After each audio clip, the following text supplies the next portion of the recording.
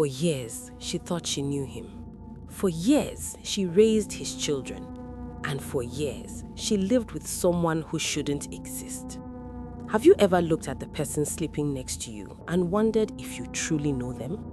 I don't mean their favorite food or the side of the bed they prefer. I mean, do you know who they are? Eniola thought she knew. She lived a life that many women in Lagos prayed for. Her husband, Abiola, was a quiet man, a gentleman. He was not like the loud, aggressive men she met at the chaotic bus stops in Oshodi. He was calm like deep water. They lived in a nice flat in Surulere. They had 2 beautiful children, a boy and a girl. Every evening, Abiola came home at exactly 6 p.m.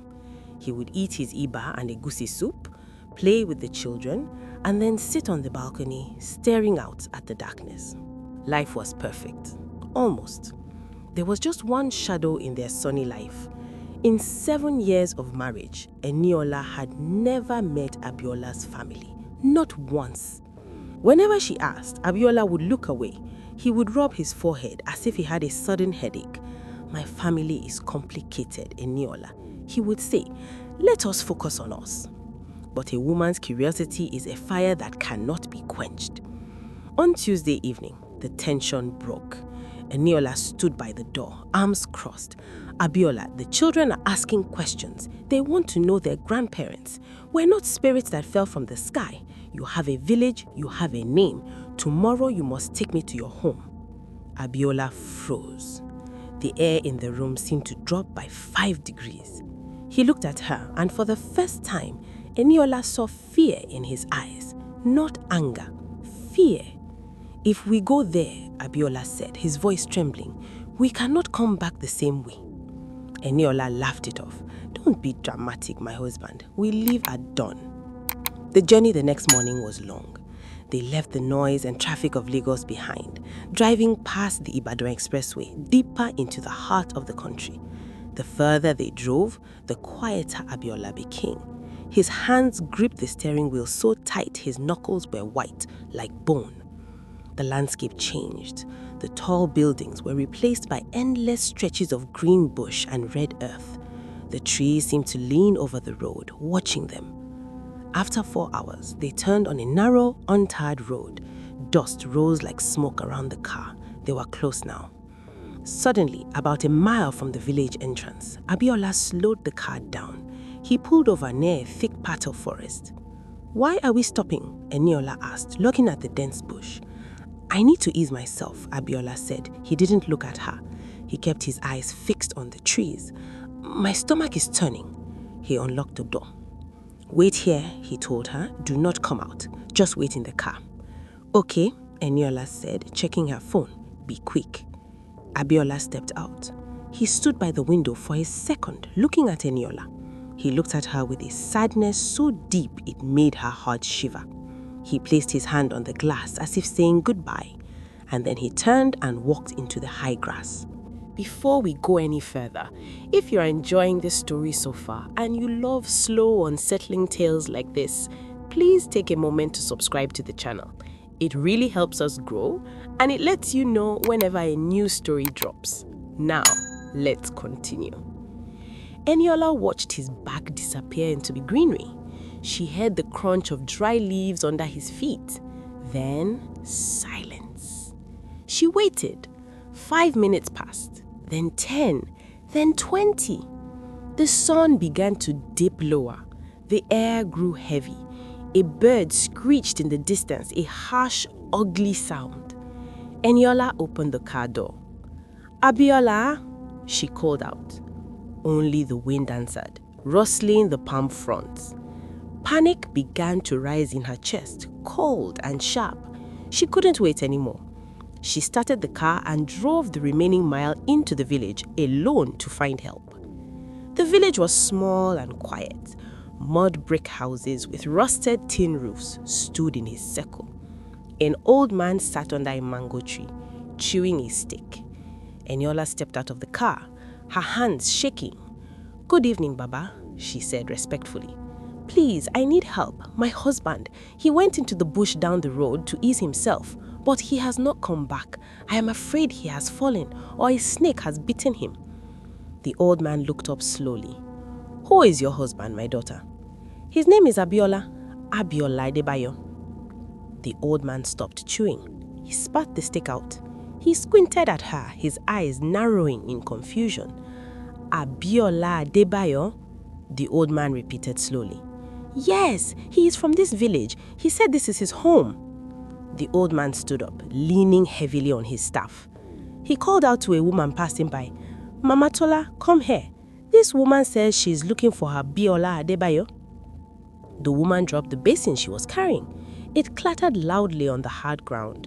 She looked at Eniola as if she were seeing a ghost. Abiola. Which Abiola? The one who worked in Lagos. Yes, I cried, relief washing over her. He works in Lagos. He is my husband. The woman and the old man exchanged a look. It was a look of pity, a look of terror. My daughter, the old man said in his voice dropping to a whisper, you are mistaken. Abiola Adebayo is not in the bush. What do you mean? I just left him there. Abiola Adebayo died 7 years ago, the old man said flatly. Eniola laughed. It was a nervous, hysterical sound. That is not funny, Baba. I ate breakfast with him this morning. We have 2 children. He is driving that car. The old man didn't argue. He simply turned around. Follow me. They led her to the family compound. It was old and crumbling. In the center of the courtyard, there was a grave. It was not a fresh grave. The cement was cracked and moss had grown over the name. Eniola fell to her knees. She used her fingernails to scrape the dirt away from the inscription.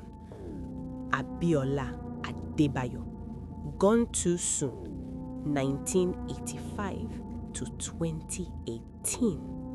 The year they met. No, Eniola whispered. No, this is a lie. An older woman, Abiola's mother, came out of the house. She looked exactly like him, the same nose, the same eyes. When she saw Eniola, she started weeping. He told me he would find a wife, the mother wailed. Even on his deathbed after the accident on the expressway, he cried that he never got to marry. He said his spirit would not rest until he had a family. Eniola felt the world spinning. She couldn't breathe. Flashbacks flooded her mind. She remembered how Abiola's skin was always strangely cool to the touch, even in the heat of Lagos. She remembered how he never ate salt, pushing it to the side of his plate. She remembered how he avoided mirrors. She remembered how he never ever wanted to take a photograph. Memories are for the mind, he would say. She unlocked her phone with trembling fingers. She opened her gallery to show him a picture of him. Look, she screamed, look at him. She found a photo of them at a party. She was standing there, smiling, her arm around empty space. She swiped to the next photo, her sitting on the bed, smiling at no one. There was no Abiola in the photos. There never had been. The villagers stared at her with sorrow. She wasn't a wife. She was a victim of the Akudaaya, the wandering dead who live among us to finish their unfinished business. Eniola sat on the red earth beside the grave. The sun had set. The village was dark, lit only by a kerosene lamp. She was alone. Abiola was not in the bush. Abiola was 6 feet beneath her. But the most terrifying thought was not about the dead man. It was about the living. Her phone rang. It was the nanny back in Lagos. Madam, the children are crying. They are asking for their daddy. They said he just walked into the room to say good night. Eniola's blood turned to ice. He is there, madam. Yes, madam. He's kissing them on the forehead. He says he has to go on a long journey now. He says he is going home. Eniola dropped the phone in the dust. She looked at the grave. She looked at the dark road leading back to Lagos. She realized then that she could drive back, she could run back, but the life she had known was smoke. It was a borrowed time from a borrowed soul. The wind blew through the trees, sounding like a whisper. Some men never truly leave, but some are never meant to be found. Thank you for staying with me till the end of this story. If this story gave you chills or made you think, I'd love for you to subscribe and be part of this community. We share more dark, mysterious stories like this, inspired by folklore and real fears. Turn on the notification bell so you don't miss the next one. And until then, stay safe.